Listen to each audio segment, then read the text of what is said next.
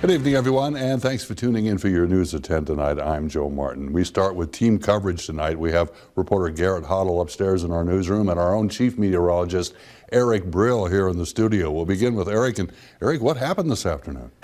Joe, it was a pretty gnarly experience, I think, for all of us throughout the Gem State to go through, as an earthquake did shake the ground, and well, we kind of felt it all around, really the Pacific Northwest, in northern Nevada, into Utah, Wyoming, Montana, Washington, as well as Oregon, and of course the Gem State here in Idaho. The earthquake was felt. And here's just kind of a wide view of where earthquakes were throughout today. You can see the different dots on the map indicating where those earthquakes had happened. And the bigger the dot, the bigger the earthquake was. Of course, the one that did happen just to the north and northwest of Stanley was the biggest one today. And actually, it's the second biggest one in the past 30 days throughout the world. It was a 6.5 magnitude earthquake. It happened at about 5:52 this evening, and the depth of it was 6 miles below the surface of the earth. And since it was relatively close to the surface of the earth, that actually resulted in more people feeling it and the overall strength of it being rather strong.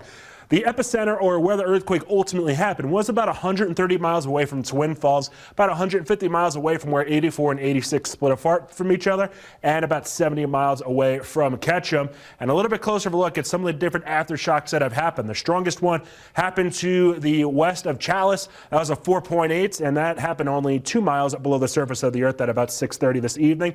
And look at all those other dots around the area that represent aftershocks. Here's just a few of them that indicate, well, we're still seeing some aftershocks here even after this earthquake happened almost, let's see, over about 4 hours ago at this point.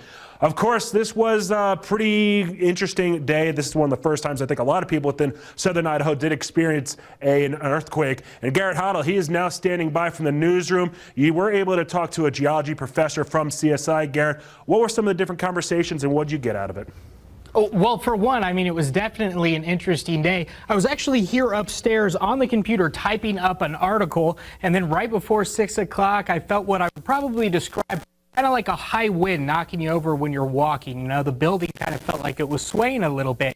So I immediately texted you and I said, hey, Eric, did we just have an earthquake? And you texted me back right after and said yes, and I knew, hey, I need to call the USGS to see what exactly happened.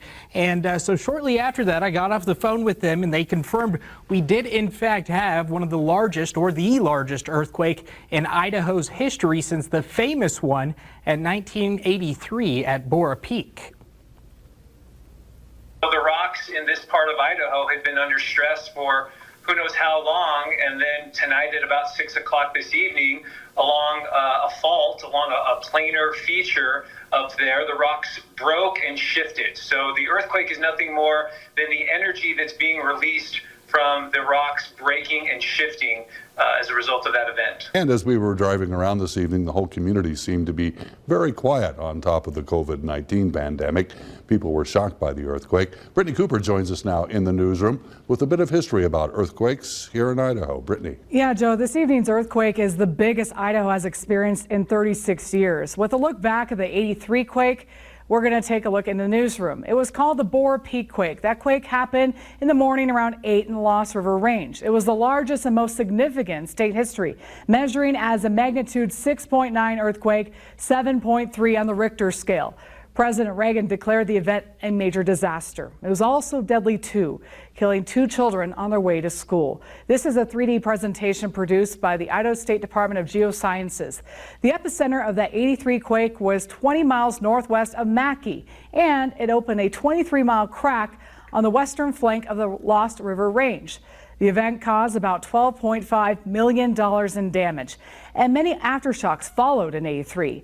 According to idahogeologic.org, the most severe property damage occurred in Chalice and Mackay, where 11 commercial buildings and 39 private houses sustained major damage.